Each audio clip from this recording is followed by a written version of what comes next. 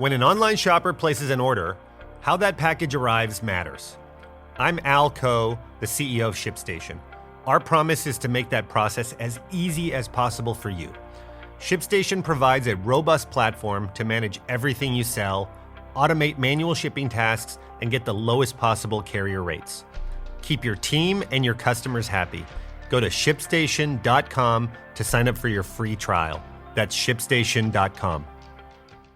At Arizona State University, we're bringing world-class education from our globally acclaimed faculty to you. Ranked #1 in innovation for 10 consecutive years and #2 among public universities for employability. ASU isn't just ahead of the curve, it's creating new paths to success. Earn your degree from the nation's most innovative university. Online, that's a degree better. Explore more than 300 undergraduate, graduate, and certificate programs at asuonline.asu.edu. Follow the money. That's what I always say. You always follow the money. Yeah. This is Follow the Money with Mitch Moss and Paulie Howard on VSiN. Welcome in. It is Follow the Money here on VSiN, the Sports Betting Network. Mitch Moss along with Jonathan Von Tobel, live downtown Las Vegas from the Circa Resort and Casino. This show is brought to you by DraftKings. Paulie with the day off today after sitting in yesterday with Matt Humans and doing the show on Christmas Day. We are loaded on this 3-hour program today. Paul Stone coming up in 45 minutes to go over some bull bets for this week. Aaron Renning on the NBA today. And we'll talk to Will Hill, VSiN contributor, a little bit later on some of the bets that he likes for today and this week. I don't have any kids. JVT, you're much younger than me. You do have 2 young whippersnappers. Is Christmas Day fun for you at this stage of your life? No. God, no. Because here's a problem.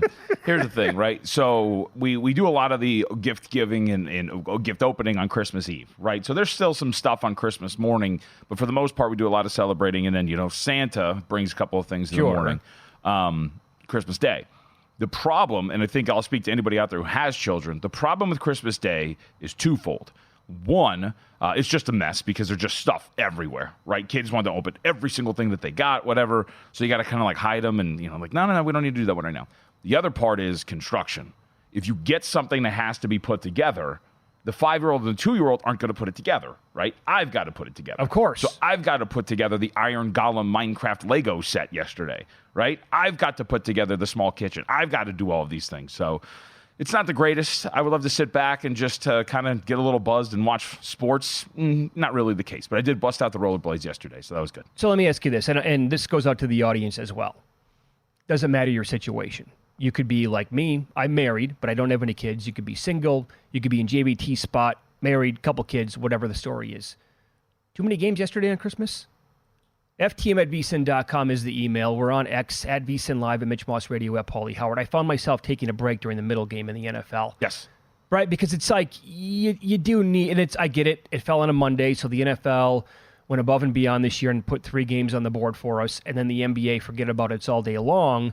But at some point, you're going to have to do the gift swapping, right? The opening. It's nice here in Las Vegas, so you spent a little bit of the day maybe outside with the dogs, whatever it was. It's like from morning until late last night. It's it's a pretty busy schedule here. Maybe we want to dial it back a notch. I mean, I agree. Look, I love the NBA, so Christmas is always a fun day for me because I enjoy not only Christmas is my favorite holiday, but I like the sport of the NBA. So Christmas and NBA is always really great. Having said that, could I use 3 games instead of 5? Yeah, probably. Right. NFL, could I use 2 games instead of 3? Yeah, I think so. I think 2 on Christmas Day is pretty much the max moving forward. Yep, and I know that the NBA and the NFL are now kind of at war with each other for the foothold on Christmas. L in that war, by the way, for the NBA yesterday. But I do think that we can tone it down a bit. And I get it. A lot of the time, sometimes you'll put it on for background noise, right? While you're doing stuff, whatever. So I think maybe it's a little unique for people like us who have to watch it to a certain extent and pay attention.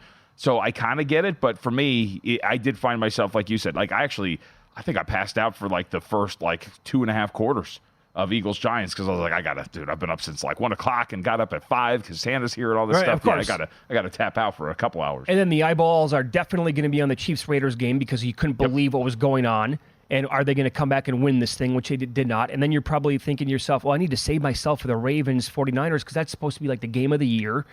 And it turned out to be this thumping at the hands of Baltimore going to San Francisco last night and taking them apart 33-19, your final score.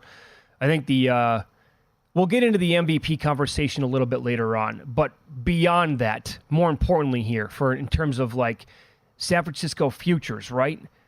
And how important that game was for their overall resume. Well, because they were gifted the win, like the divisional early Christmas present they got from a team inside the NFC West last week on Monday night when the Seahawks beat the Eagles, meant that the Niners could have the 1 seed wrapped up by week 18. That's no longer the case. And who do they get now in week 18? A very tricky Rams squad that happens to be playing great football. And, I don't know, maybe the Rams need that game to get into the playoffs.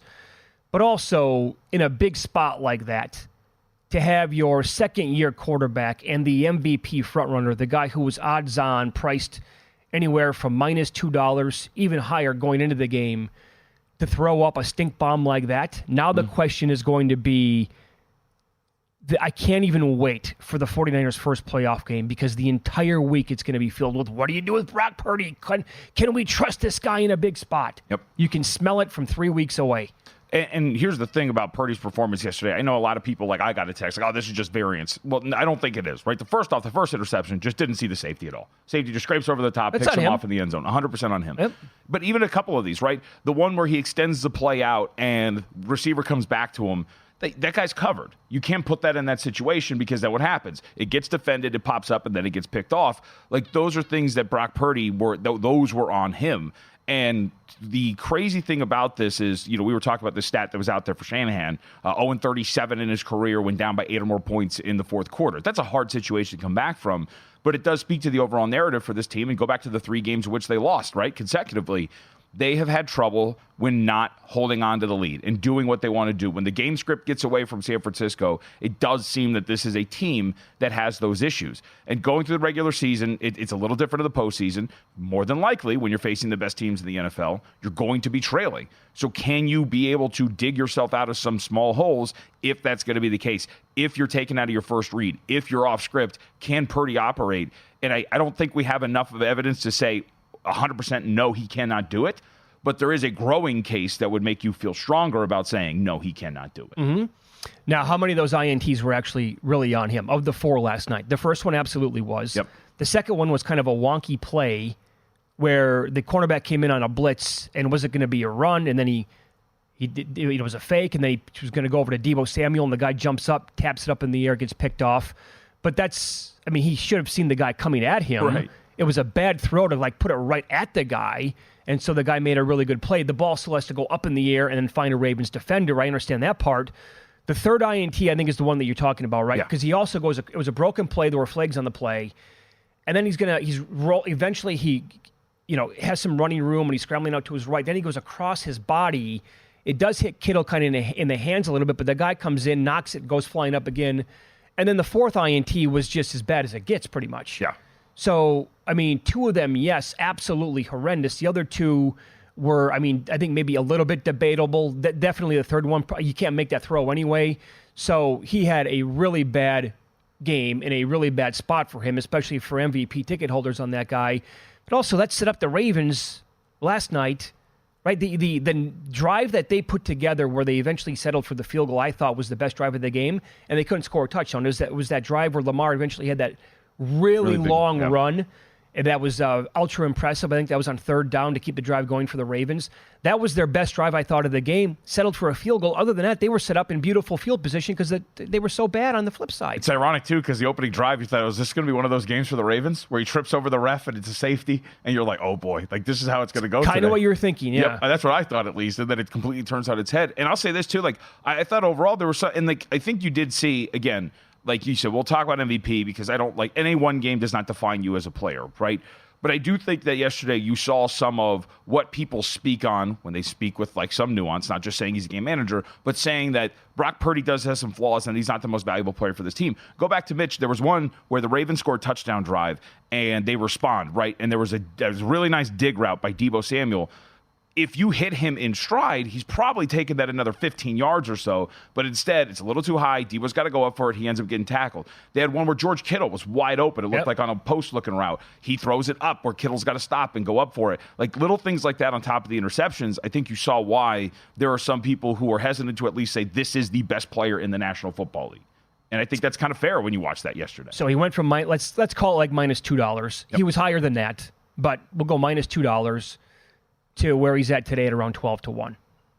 So he's just shot now? I mean, can you really have that bad of a game on a Monday night on Christmas with 2 games to go after this and win the MVP? I don't know. It's funny because on Saturday we were talking about this, and I was like, look, he's probably still going to be the favorite unless he throws like 6 interceptions, completely melts down, and denounces the Lord like on the PA mic. Like he's not right. He's not gonna fall down that far. Well, that happened outside of denouncing God. And I do think like when you look at it, I think it does speak to how ridiculous we get with this. And you know, like if he was the odds-on favorite at over minus $2 heading into yesterday, should his odds get knocked for their performance? Yes. Should he fall below Tua Tagovailoa and get to like where he's at now, 12-1? That's absolutely ridiculous. Right. So we're just going to forget about what happened the entire season. Right. When he was leading the league in all these key categories. And I'm someone who doesn't think he should win MVP, but like that's a little ridiculous. I also don't think Lamar Jackson at minus 160 makes any sense whatsoever. Here is John Harbaugh, his head coach, talking about MVP Lamar after the game. I thought Lamar had an MVP performance tonight. You know, it takes a team to create a performance like that, but it takes a player to play at that level. To play at an MVP level, it takes a player to play that way. And Lamar was all over the field doing everything. He operated a pretty complicated game plan. I thought Todd and the coaches deserve a lot of credit for the game plan. Lamar operated. He made decisions on the field. And then just keeping plays alive, trusting his offensive line. The offensive line was outstanding with the protection. Lamar trusted those guys. He kept plays alive. He moved in the pocket. He created space for the coverage guys. Our guys did a great job of scramble drill, of getting open. I think we had a new number of plays that were extended, that were big plays for us. So just a complete game by Lamar. He's minus 160 overall again from week 1 until right now. When you look at the overall performance, I'm sorry he's not having an MVP season. I know people are going to disagree with that. We don't, and we'll continue this throughout the show. It doesn't have to be the quarterback from the best team or the team with the best record in football. Once, please, can we look away from quarterback, possibly?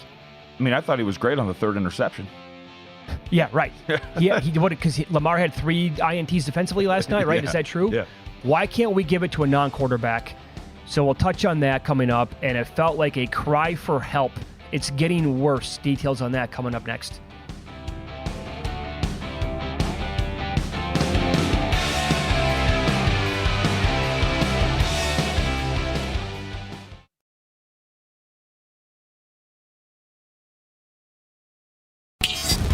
This is Follow the Money on VSiN. Juice Reel is a free betting intelligence app and a tool that every bettor needs. Juice Reel links your betting accounts into one app, delivers in-depth analytics on your betting history, and there's more. At Juice Reel, you have access to the betting history of billions of bets placed by all Juice Reel users. The in-depth betting analytics with billions of data points enables you to tail the winning bettors and fade the losers. Find it for yourself. Download Juice Reel, juice like orange juice, and Reel, R-E-E-L. Download the free app in the Apple App Store or Google Play Store. It's free. Juice Reel, juice, R-E-E-L. So every week when we do the look-ahead numbers, which is on Wednesday, right, we go over the upcoming week or the one that's 10 days away in the NFL. One of the games that stood out to me for this week was Baltimore lane 3 against Miami. I'm like, that's probably a little bit too short. I do not want to overreact to what I saw last night because I think every single person is going to be on Baltimore this week or make the case for them against Miami. And I will point out that we've seen the A game from Baltimore a handful of times this year. When they beat Detroit 38-6, they were phenomenal that day. What happened the next week? They went to Arizona, laid a somewhat of a dud. That one. They did not cover. That one. Right? Yep, I remember. It was a weird ending to the game. The but onside kick, the field goal, all of that, yep. It was 31-24, and they even admitted to being a little sluggish like after the game was over with. They bounced back the next week and played the Seahawks, who were kind of hot at the time. 37-3 Baltimore. Killed the Seahawks. What happened the next week? Baltimore lost outright 33-31 to Cleveland. So this is the 3rd or 4th time we've seen Baltimore play to this level, and just it looks phenomenal when they're going that way and they're running right. The next week, kind of 2 letdowns. So I don't think I'm going to be on Baltimore this week. And for this part of the show anyway, to close the MVP talk, you tweeted out last night, give it to a guy who, like a Myles Garrett defensively, who's meant so much to his team. How about a Tyreek Hill or Christian McCaffrey? Yeah. Can we give it to a receiver or a running back? Is that possible? I mean, I think so. And that's a lot of people took it literally as like, oh, you think Myles Garrett should win it? Like, no, I think what I'm saying is there are a lot of other guys, and Christian McCaffrey among them, that I think are non-quarterback positions that deserve to have some credit here. I think this is I don't think anybody would disagree that this is a very weak run for quarterback play. By the way, coinciding with the year which scoring is down, that the MVP should not go. Like we cannot be simple-minded, where we could just give it to the next guy who's starting at quarterback with a team with a really good record.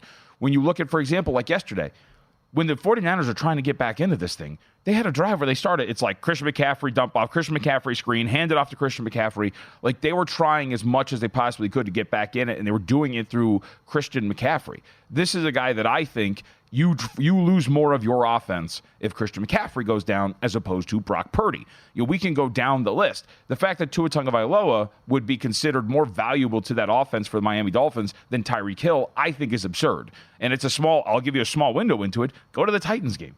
The Titans game where all of a sudden their offense just dried up when he got hurt and he was off the field. He goes back on later in the game, and all of a sudden it's like, oh, there's Tyreek Hill with a ridiculous catch on the sideline, chunk play, and all of a sudden we're moving again.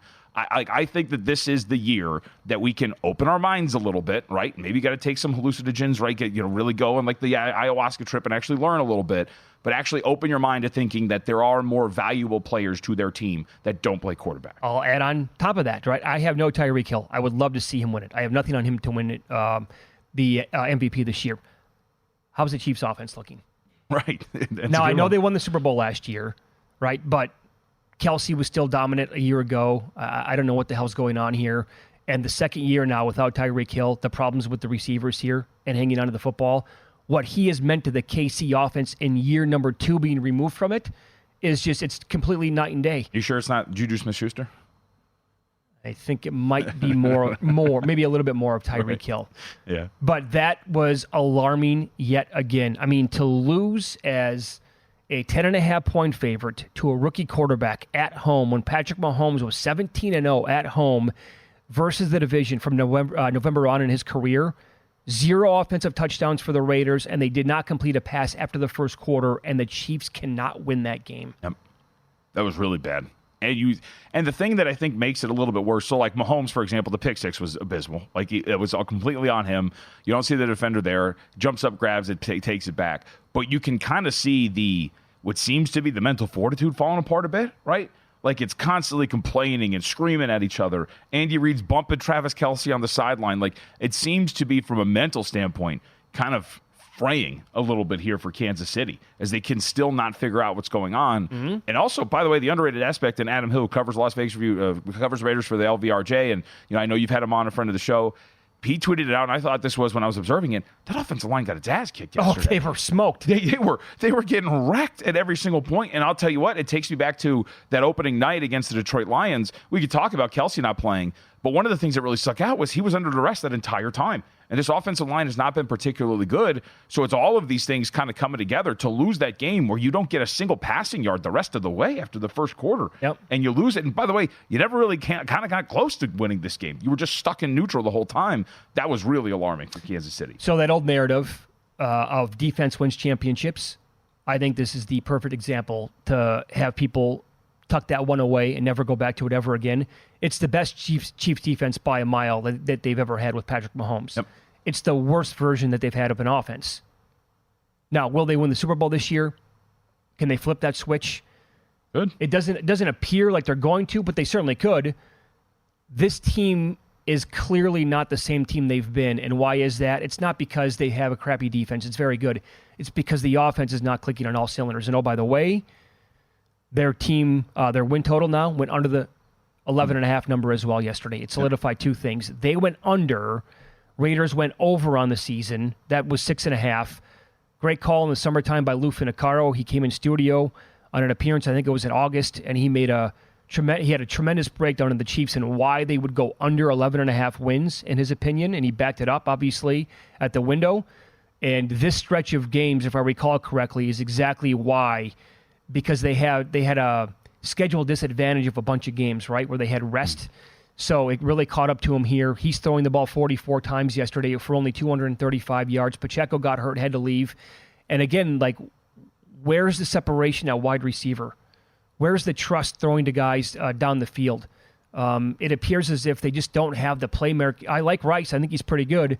But who can you trust other than Rashee Rice at wide receiver right now? Sure. And even he had a moment yesterday, right? Yeah. There was that moment where it clearly looked like Patrick Mahomes saw something, was expecting him to keep going on a route. He sat on a route, and he threw it into an empty void, and they're sitting there kind of bickering with one another. So even Rice has had its moments throughout this entire year. He's been their most consistent guy, I think, outside of Kelsey at times. But I think like that spoke to me, that moment was like a microcosm of what the season has all been. Which is like Mahomes saw something, Rice didn't. He sits, he throws it in front of him, and they're both just like, God, come on. What are we doing? I think he was something around 26-4 against the division going into this season. It was pure dominance. And their division win total this year was also 4.5. We made a case for that in the summertime. Nope. They're 3-2 in the division right now. And they have the Chargers still coming up. That could actually go under 3.5 if they were to stumble and lose to the Chargers next week, the final week of the 2 weeks from now, actually. But they're laying 7.5 against the Bengals. Total's 45.5. They're I'll say lucky right now. It's still maybe a losable game. I know it didn't look pretty for the Bengals and Jake Browning on Saturday. If this was Joe Burrow and he wasn't hurt, right? I think everybody would be making the case for the Bengals to go to Arrowhead and win this game again. And then there would be a scenario where the Chiefs might not even win their division. I mean, they're still technically alive. The Raiders are too to win this thing. Yes, they are. Yep, still mathematically alive. And I'll say how much do you think the Broncos are hating life after yesterday? Oh, that's 100%. Such a missed opportunity to be still alive here and at least be in a better position. They're still technically still alive, but they would be ahead of, obviously, sitting at 8-7 as opposed to 7-8 with a realistic opportunity to actually do this. Yep.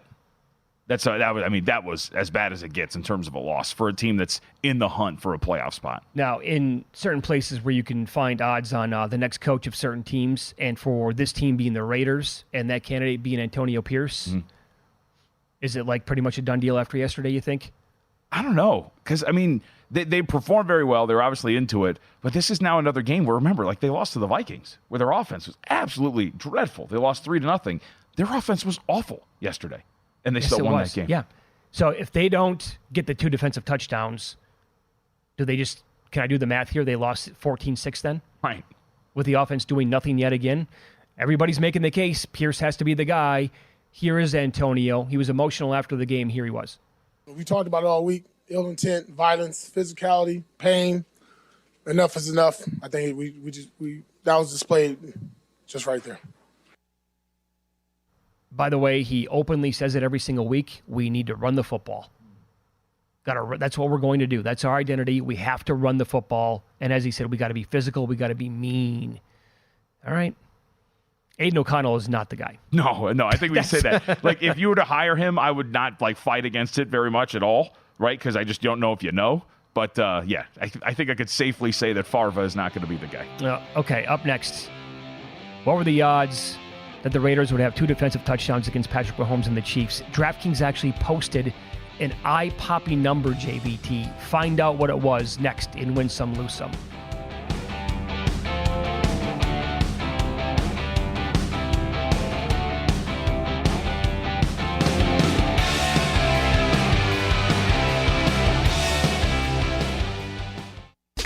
Were you a winner last night? Wow, winning.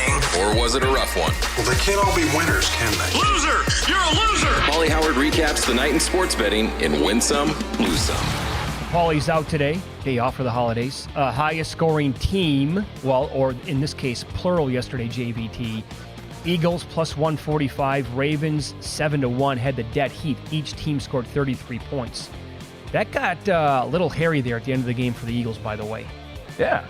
And now they welcome in Kyler Murray. I know that it wasn't pretty against the Bears on Sunday, but with the way that defense is trending, Murray and that offense, It's kind of weird, too, because it looked like they were going to actually win by margin and comfortably. But then shockingly enough, Tommy Cutlets ran out of magic. And then you put in a little bit more of a competent quarterback who's played quarterback for a while, and all of a sudden there's some life, and you're taking advantage of some soft spots in that defense. I think, just like we talked about last week, they're still in kind of danger here, Philly. Yeah. Funny the way that works, huh? Yes. Cutlets' magic ran out, as you said.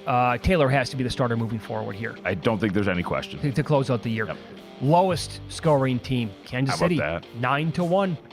Of course, most passing yards, Jalen Hurts, 5-1. He had 301 yesterday. Most receiving, Kittle, 22-1 on the day. He finished the night with 126.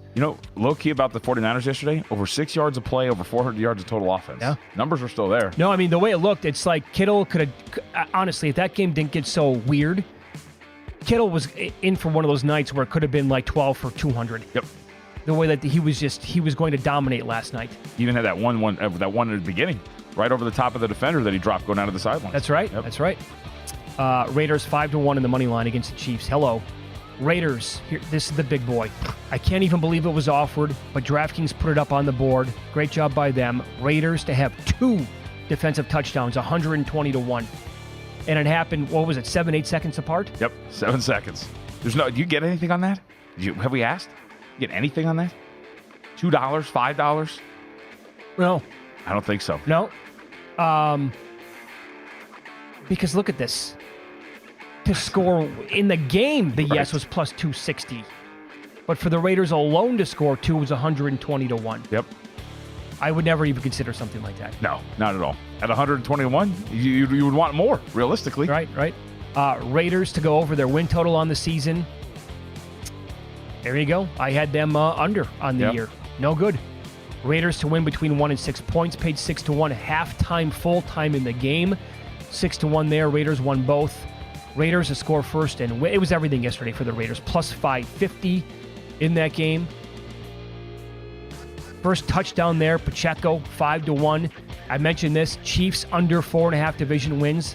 Cash that one. Chiefs under 11.5 wins. Cash that one as well. Oh, Lufinacaro. This is the reason why he gave it out on the air. Between weeks 11 and 17, Kansas City had a negative 20-day rest differential. Wow.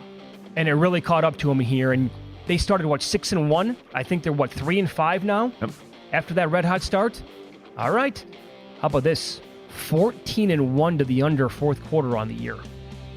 13-2 to the under second half. Like, their offense, that goes back to that Eagles game where they blew it, a 10-point halftime lead. And they did not score in the second half. And we're like, what's going on? And you look at the second half numbers, they don't do anything ever in the second half. They used to be the Golden State Warriors, right? Yeah. Obviously we know about the Good 13 call. seconds, but just give them the ball, and guess what? In a blink of an eye, you're going to be downfield. It's the gift that keeps on giving. And I did not bet it again yesterday. Shame on me. First touchdown Hurts 4-1. We talked about this last week. Yep. They get down to the 1 yard line. Yeah, what do you think's going to happen? Well, am I wrong in thinking that the nifty little wrinkle here where all of a sudden he's not going straight forward anymore on these tush pushes? Yeah. Now all of a sudden, because everybody's crashing in on the center, he's pulling it and going off to the left. A little bit. Yep. But he's adjusted. Yep. It doesn't matter because no matter what defenses do, they can't slow it down anyway. Not at all. Defensive or special teams touchdown in that game, yes, was plus 240. Darius Slayton, 5-1, anytime touchdown. Jalen Hurts over 300 yards passing was also 3-1. First touchdown of the night game, Gus Edwards 11-1. A safety in that game was 11-1. And that prop that's up anyway, will a safety happen on any given week? It does cash, I think, every single week. Most points by a team in the NBA, Knicks, they had 129, 6-1 yesterday. A little bit of an upset there, huh? I would say. And they were in control the entire time. And the Celtics, I missed this on, the Celtics opened 1.5? Yes. Why would they open that low? There was injury questions, I think, going into it. Bad scheduling spot. It was the last game of a 4-game West Coast road trip for them. But market got this one right. Up to 5. Again, hairy for a couple of minutes. But that starting 5, JVT, is ridiculous at this point. Somebody on NBA Twitter put it out yesterday. You watch them win games like this, and you wonder how they ever lose. Yeah. But then you watch other games where they're just like hunting mismatches, going ISO heavy and clinking shots, and you're like, oh, okay, I get it. Tell you what, and to me, this was so obvious. The day that the Bucks made the trade for Damian Lillard, the biggest mistake they made was give up on Drew Holiday and trade him, which indirectly then led to Boston getting him, which is just they added Porzingis and this guy in the offseason. Come on, and Porzingis is playing like this. I mean, I still got my questions about how you operate in clutch time on offense, right? You didn't really fix those issues that killed you the last couple of years, but the high side is insane. Yep. Become a pro subscriber today. Go to vsin.com/subscribe so you can check out the videos that we play when you become a member of the team. This is dogs running around TSA at the airport and having a lot of fun. I know, JVT, you're a huge dog guy. You love them. Now it's like the slip and slide out there on the rink. Where do we go? What do we do? On the loose. Nobody's in control of the dogs. Get out of my way. What would you do here? I mean, I love dogs. I think you're referencing that we have a friend who brought a dog into a public area and was just like climbing all over stuff. And we're like, it's cute. How much you want to bet if those are my kids running around and having a great time, the video would be like, look at these annoying kids running around. But they're dogs. It's funny. Especially when one of them urinates all over the floor. It's Christmas time, man. Yeah. You're full of joy here. No negativity, no coal. Right. Some Warriors Nuggets, the over 230 to 235.5. That fell 234. Also, the Warriors covered that game. That was bet all the way up to 7.5. Yep. Eagles, 11 to 14. Nope, no good. 33-25 score there. And as I said, Nuggets touched 8, won by 6, 120 to 114 with the final there. That was when I got a bad number, but I got 6.5. I was kind of surprised the market was moving up there. Missed out on the best of it, but just got there. All I want for the holidays this year is some NBA action. This week, new customers can score $150 instantly in bonus bets just for betting $5. Download the DraftKings Sportsbook app now and use the code FOLLOW only on the DraftKings Sportsbook.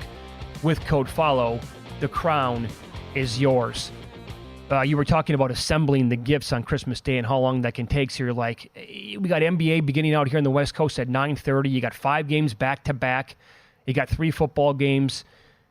This is from Jesse on X. He's right there with you. Married, 4 kids. Not only is it 8 hours of construction, you're reading the cheap manuals from another country. They're not, as I said to you during the break, when I used to do a lot of shopping at IKEA, lived in the Bay Area, you're cramped in, you got to get some of the small furniture. It looked like me on New Year's Eve after about 8 drinks, belly up in at a bar, and I'm like drawing like what a cabinet should look like on a napkin. Here you go, put this together for me, would you? It's like, what am I supposed to do with this? It's like the boss showed up and he's like, you need the instructions for that. Go ahead. You know? A goes into B and then you should be good to go. Like, what? And then 4.5 hours later, you're like, please tell me that's it. Yep. I tell you what, there was one Christmas where the kid got a full like fake kitchen, obviously. But we wanted to do the, hey, wake up to it because Santa brought it deal. Okay. Up until 2 o'clock in the morning on Christmas Eve. Just screws and trying to put things together and do it. It was, hated it. Yeah? Absolutely hated it. Bought my wife a bar cart for the house. So put that thing together. Good looking cart. And again, like the instructions, the bottom board, they said specifically to put that one on first. And then when you're constructing it, I realized like it's impossible to get the middle board into this bar cart. You have to put that one on there first, or the thing that they had like for the wine rack. You cannot. It's like how? It should be something simple in the instructions. You can't get here without doing this first. Nope, no chance. Figure it out on your own. The worst part on those is when you realize you did something wrong and you got to take it back apart to put some other piece in. That's kind of what I had to do yesterday. Oh, that's terrible. I have a desk that has like this piece of plywood that's backwards because I put it all together. Thought I was following this. I was like, no, that is staying just like that. I don't care. I will look at the corkboard for years to come. I don't care. We'll hit NBA a little harder coming up in the next hour of the show. Panic time in Phoenix? I think yes.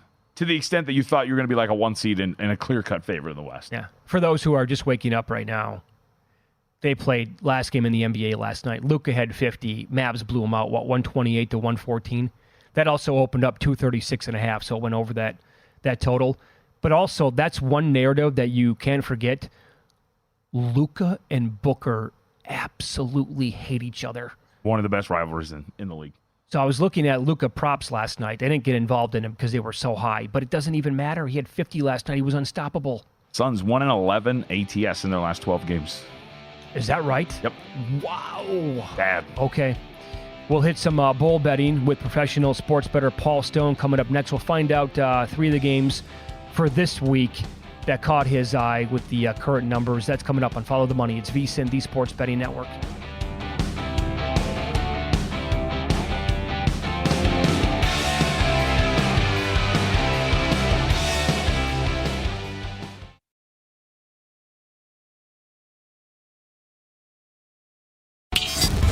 This is Follow the Money on VSiN. VSiN Pro subscribers get everything up on the website, and there's a bunch up there. You get the pro tools, like my favorite, the NBA Daily Player Prop Analyzer. Gives you history on player props, points, rebounds, assists, three-point makes, and more. You get the Pro Picks page, of course. Wes Reynolds and others frequently up there on the leaderboard. Pro tips and the 24/7 live stream. If you want to check it out, see what we have to offer, introductory offer for only $9.99, and check out other subscription offers at vsin.com/subscribe.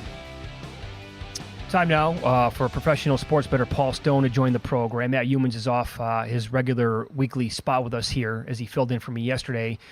You can follow Paul on X. He's at Paul Stone Sports. That's also the name of his podcast as well, which you can get wherever you get your podcast. Happy holidays, Paul. Thanks for the time. We appreciate it as always. Let's begin here with the game that we have on Monday, New Year's Day. And you've had plenty of time now to think about it after the matchup. Michigan's lane 2 against Alabama. That number, it has been pretty rock solid between 1.5 and 2. Couple of things here. Make a case for which side you like in the game. And when we get to this spot on New Year's Day at the Rose Bowl, do you think Michigan is still going to be the favorite at kickoff? Well, I tell you, Mitch, that's a good question. First of all, I didn't need a whole lot of time to think about this game when the lines were released. I took Alabama right off the bat, took them plus the 2, and certainly a great question for people who have not yet entered the marketplace on this game. What's it going to do between now and next Monday, 6 days from today? And I don't think that, in my mind, you never know, but there's no question outside of an injury that Michigan's not going to be favored by more than 2 points. They're either going to be a 2-point favorite, pick 'em, could be Alabama favored. So I think if you're going to take the Alabama side, you want to go ahead and jump in. If you're looking at Michigan, you might wait and get this game at pick 'em or might even get a point. But, you look at this Alabama team breaking this game down. After its 34-24 home loss to Texas in week 2, Alabama looked like anything but a national title contender. The next week, things didn't get a whole lot better for the Tide. They benched Jalen Milroe, got a look at Ty Simpson and Tyler Buckner at quarterback, didn't find any answers there, struggled to a 17-3 victory at South Florida. And to me, anyway, on that day, it became crystal clear that the Tide would either sink or swim with Jalen Milroe at quarterback in 2023. And I'll admit, this year's version of the Tide, certainly not Nick Saban's finest, but they've made incremental improvements during the course of the season. Milroe's been a big part of that growth. They are a contender, obviously, for the national championship. Meanwhile, Michigan, making their 3rd straight trip to college football's 14 playoff, got upset by TCU last year, lost to eventual national champ Georgia by 23 the prior year. You look at this game, and to me, the Wolverines are simply not as explosive offensively as they need to be. Doing some statistical comparison to last year, Blake Corum averaged 5.9 yards per carry last year, only 4.7 this year. And then his backfield mate, Donovan Edwards, 7.1 yards per carry in 2022, less than half that this year, only 3.5 yards per carry for Edwards. And then J.J. McCarthy, he's only thrown 1 touchdown pass the past 5 games. A real interesting story in The Athletic a few days ago by Bruce Feldman, quoted some anonymous Big Ten coaches, said Michigan had not been the same team since the NCAA's investigation into alleged sign stealing. Whether that's true or not, who knows, but it does present a fair question and certainly could enter into a person's handicap. Lastly, the SEC versus non-SEC foes in the college football playoff era. So since this playoff format began in 2014, the SEC 14-3 versus non-SEC foes. The Big Ten only 3-6, all 3 victories by Ohio State. I like Alabama +2 to defeat Michigan outright in that college football semifinal. Wow. All right, Paul. For this next one, please come with a little bit more analysis, okay? Alamo Okay. Bowl, my favorite game on the board outside of the playoffs here. I can't wait to watch this. Arizona has been a machine at the window, taking on Oklahoma State. There's been a steady trickle in favor of the Sooners, but we're now under 3. Is this the buy point here on the Wildcats? I think it is. And, as I've said previously, the handicap in the bowl games, more about information, less about the number. Looking at yesterday's Arizona Daily Star, the Wildcats, they've only had 8 players enter the transfer portal. That number's almost double for Oklahoma. The majority of Oklahoma's losses on the offensive side of the ball. Most notable individually of those losses being quarterback Dylan Gabriel, who's transferred to Oregon, but also very notable, Oklahoma's going to be without 3 starting offensive linemen. 2 of those, center Andrew Rame, right tackle Tyler Guyton, have opted out to prepare for the 2024 draft. Left guard Savion Byrd, he's transferred to SMU. And still another, true freshman left guard Caden Green. He started 5 games this past season. He's in the transfer portal, not expected to play against Arizona.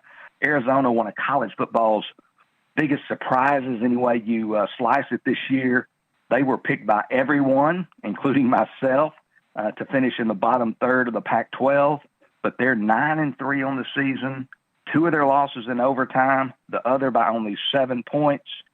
Their quarterback, redshirt freshman Noah Fafita, he took over after 4 games for Jaden DeLora. Never looked back. Arizona 10-2 against the spread this year. Oklahoma at one point this year ranked number 5 after defeating Texas.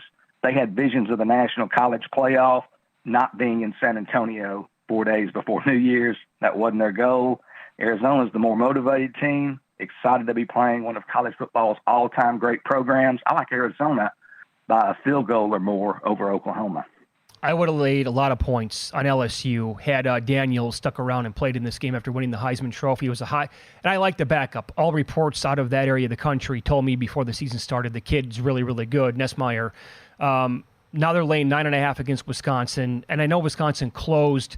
They needed basically 2 wins to become, to get to the spot. They beat Nebraska, they beat Minnesota, they got there, they're 7-5. But overall, Paul, very disappointing year in Madison for this team. They're playing on New Year's Day. They're used to this. The fans will travel, but can they keep up points-wise and score enough to make it interesting here against LSU, who, with the backup quarterback, in my opinion, will still put up points? I mean, that's kind of my breakdown, Mitch. I mean, you got to be revved up a little bit offensively to keep up with this LSU team, even with Garrett Nussmeier at quarterback. And LSU, frankly, they hadn't had quite as many opt-outs as I thought they would. And Brian Kelly, a couple of days ago, said he fully expects the Tigers' 2 1,000-yard receivers, those being Malik Neighbors and Brian Thomas, to play against Wisconsin. Those guys combined for over 146 catches, over 126 yards receiving, 29 touchdowns, a whole lot of production. So the fact that those guys are going to play big for LSU, a lot of teams in today's version of college football don't have a capable backup quarterback. Garrett Nussmeier has played some football over the last 3 seasons, thrown 174 passes, so he's seen some action. LSU's defense, obviously not real strong, gave up over 29 points a game, 417 yards a game. But again, I'm just not sure Wisconsin's offense is revved up enough to exploit the Tigers' vulnerability. In fact, in their final 7 games this year, the Badgers only averaged 15.7 points per game in regulation play, didn't reach 30 points a single time in their last 7 games. Wisconsin going to be without their top offensive weapon, Braylon Allen. He rushed for almost 3,500 yards in his 3-year career there in Madison. Going to be without 3 of their top receivers. Going to be without their multi-year starting center, Tanner Bortolini. So I think they're going to have trouble keeping up in this track meet. Wisconsin, they didn't beat a single Power 5 team this season that currently has a winning record. I like LSU by double digits over Wisconsin. Awesome breakdowns as always. You can follow Paul on X. He's at Paul Stone Sports. The name of his podcast, which is available wherever you get your podcasts, is also called the Paul Stone Sports Podcast. Happy holidays. Have a great new year, and we'll talk to you soon, pal. Hey, thanks for having me. Have a great day, guys. Yep, you too. There you go. Good stuff from Paul. He had a couple of dogs win outright last week when he joined us. He was on Air Force. They won that game outright. And the other game that he was on, Oh, boy, I'm blanking on it now. He was 2-1 last week, and he had 2 dogs. I know he had Troy, and they lost outright to Duke. Yeah, now it's going to bother me. Now Northern Illinois? Get it. No. No, okay. My bad. I'll get it for you at some point. He was a Northwestern. They went outright. Oh, Las yeah. Vegas That's Bowl. a good one. Yep. You're covering UNLV in Kansas tonight. Yes. It's is this game, it's 67 for the total. I think this game can go one of 2 ways. And it could be high scoring on either one of them. But 50-30 is something I could see happening. Kansas just doing whatever they want. I can also see UNLV keeping it close and having a chance to win. Yeah. It could go for those who don't remember the Mountain West Championship game, that game went over 62.5. I think that was the number. And that was a lopsided victory in favor of Boise State. I think it's realistic, but that number was 2, so 2.5. 13 seems like a lot. Yeah. Up next, we'll get into Week 17 numbers in the NFL. Plus, it appears as if his regular season is now in doubt. I'll tell you who that is next here on Follow the Money. It's VSiN, the Sports Betting Network.